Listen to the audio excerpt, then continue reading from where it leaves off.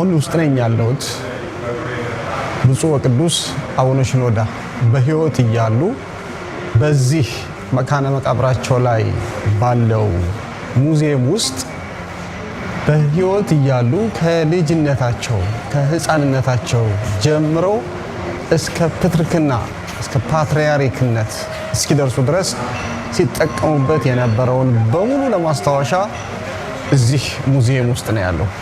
ይሄ ሙዚየም የብፁዕ ወቅዱስ ፓትርያርክ የግብጽ ኮፕቲክ ኦርቶዶክስ ማለት ነው አቡነ ሽኖዳ የመካነ መቃብራቸው የራሳቸው ብቻ ምንም ሌላ ነገር ሳይገባ ሙዚየም ውስጥ የራሳቸው ታሪክ፣ የቅዱስነታቸው ልብስ፣ የቅዱስነታቸው ማስታወሻ፣ የቅዱስነታቸው መጽሐፍ፣ የቅዱስነታቸው ኤቭሪቲንግ ሁሉም ነገር እየዞርኩኝ ያሳያችኋለሁ። አሁን ተከታተሉኝ።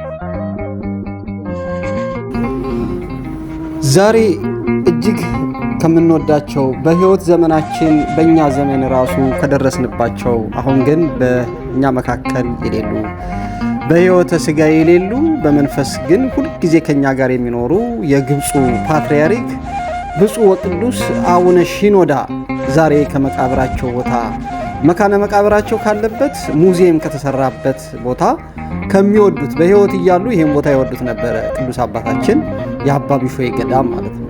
መካነ መቃብራቸውም ያለው ዛሬ በዛው ነው። እንግዲህ ይህ ቅዱስ አባት 117ኛው ፓትርያርክ የነበሩ ለግብጽ ማለት ነው።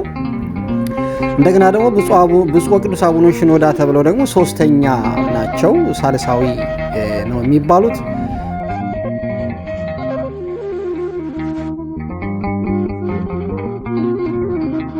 እንግዲህ ብፁዕ አባታችን ብፁዕ ቅዱስ አቡነ ሽኖዳ ከተለያዩ የዓለም አብያተ ክርስቲያናት ፓትርያርኮች ጋር የሚታዩቸው የእኛ ብፁዕ ቅዱስ አባት አቡነ ጳውሎስ በረከታቸው ይድረሰንና እሳቸው ጋር እንዲሁ ደግሞ ከካቶሊኩ ፖፕ ጋር ከብዙ ከተለያዩ የዓለም አብያተ ክርስቲያናት ፓትርያርኮችና ብፁዓን አባቶች ጋር ያሳለፉትን የነበራቸውን ግንኙነት በዚህ በሙዚየም ውስጥ በፎቶግራፍ እንዲህ ተቀምጧል። ሌላው ልብሶቻቸው፣ ልብሰ ተክህኖቻቸው ይሄ ሁሉ ሳይቀር በዚህ ቦታ ላይ አለ። አሁን የምታዩቸው ደግሞ ብፁዕ አባታችን ብፁዕ ወቅዱስ አባታችን አቡነ ጳውሎስ የኢትዮጵያ 5ኛው ፓትርያርክ ከእሳቸው ጋር ሌሎቹም ብፁዓን ሊቃነ ጳጳሳት ብፁዕ አቡነ አረጋዊ፣ ብፁዕ አቡነ ገሪማ በረከቶቻቸው ይድረሰን። የሁሉም የፓትርያርኮቹም የብፁዓን አባቶችም እዚህ ውስጥ የምናውቃቸው በሕይወተ ሥጋ የሉ፣ ነገር ግን በረከታቸው አባትነታቸው ሁላችን ይድረሰን። ናፍቆታችን ናቸው። ስናያቸው ናፍቆታችን ያስታውሰናል። የቅዱሳንና የብፁዓን አባቶቻችን በረከት ከሁላችን ጋር ይሁን። እዚህም ጋር ከአፄ ኃይለ ሥላሴ ከንጉሠ ነገሥቱ ጋር ብፁዕ ቅዱስ አቡነ ሽኖዳ አብረው የሚታየውን ፎቶ ነው የምናየው። እንግዲህ በሕይወት እያሉ በጣም በርካታ የዓለም ታዋቂ ሰዎች የሃይማኖትም ፖለቲካውን በቤተ መንግስቱም ያሉ ሰዎች ጋር ነበረ ብፁዕ ቅዱስ አቡነ ሽኖዳ ግንኙነታቸው እጅግ ደስ የሚሉ አባት ነበሩ።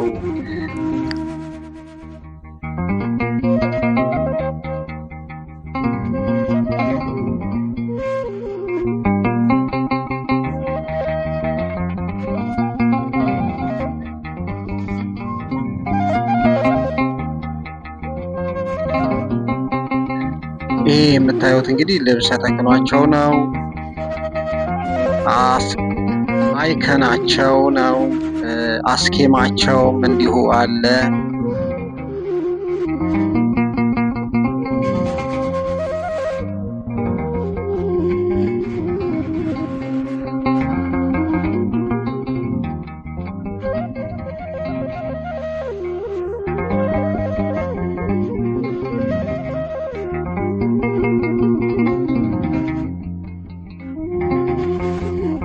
የአንገት መስቀላቸው፣ መቋሚያቸው፣ በትራቸው፣ በትረ ሙሴያቸው፣ አስኬማቸው እዚህ ጋር ደግሞ ብፁዓን ሊቃነ ጳጳሳት የሲኖዶስ አባላት ጋር ሆነው የተነሱበት ነው።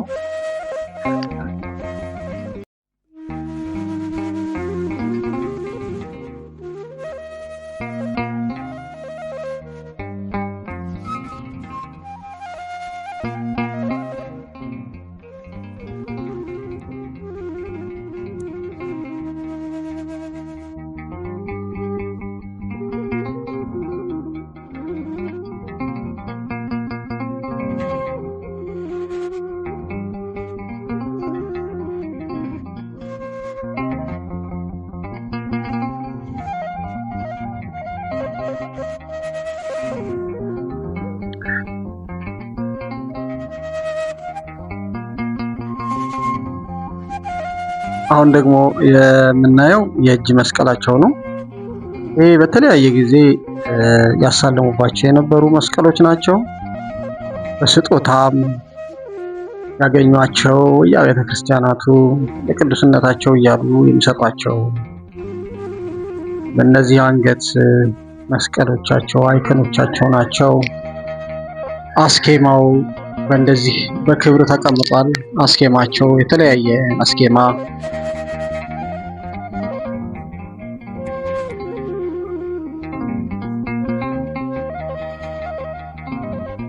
ሌላው ሙዚየሙ እጅግ ማራኪ ነው። ከላይ ጉልላቱ ዶሙ በቅዱሳን ስዕል ያሸበረቀ ያማረ የተዋበ የተባረከ ነው። አሁን የምታዩት ጫማቸው ነው። ጫማቸው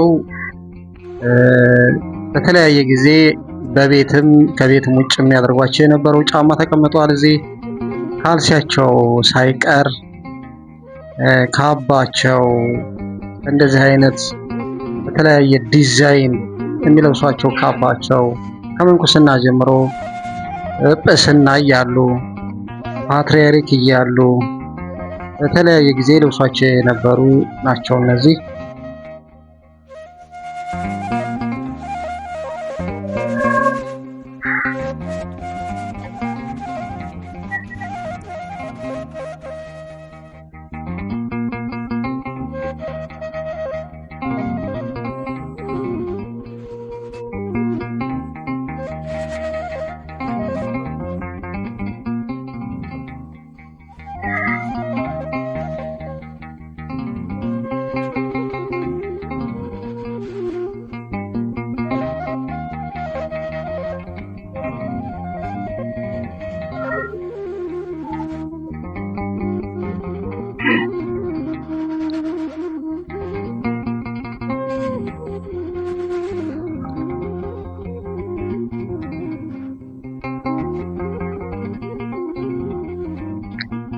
የወዷቸው የነበሩ ቅዱስ አባት አባ ሽኖዳ በፊትም በሕይወት እያሉ አቡነ ሽኖዳ አባ ቢሾይ ጋር እየመጡ ብዙ ጊዜ ይቀመጡ ነበረ።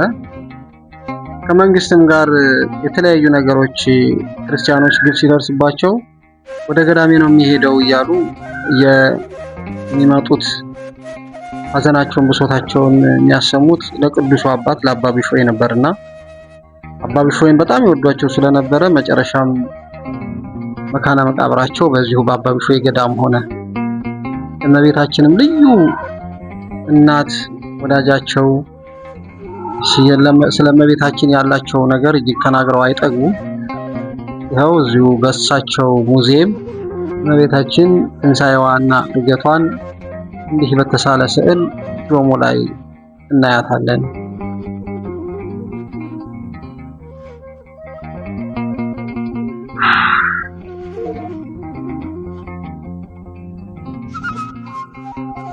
በመጨረሻም እንግዲህ የብፁዕ ቅዱስ አቡነ ሽኖዳ መካነ መቃብር መሃል ላይ ያለው ይሄ ነው። እንደዚህ ሆኖ ተዘጋጅቷል። ሁሉም ክርስቲያን የሚወዷቸው በሙሉ በተለይ የግብጽ ክርስቲያኖች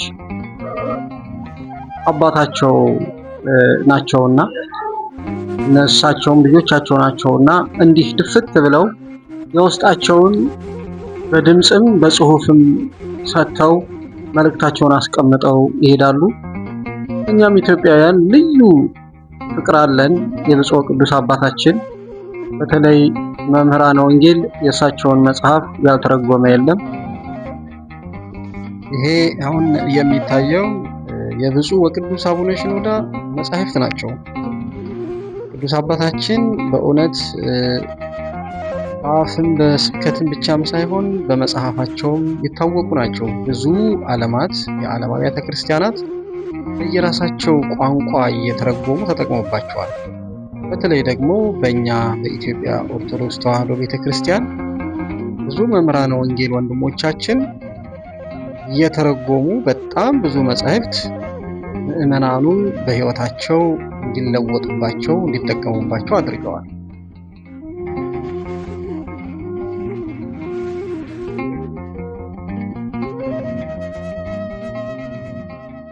እዚህ በአባ ቢሾይ ገዳም ያሉት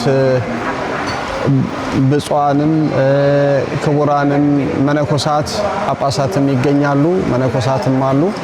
ከነዛ መካከል እንግዲህ ዛሬ ያገኘናቸው እሳቸው ናቸው። በዚህ በሙዚየም ውስጥ ተቀምጠው እየባረኩ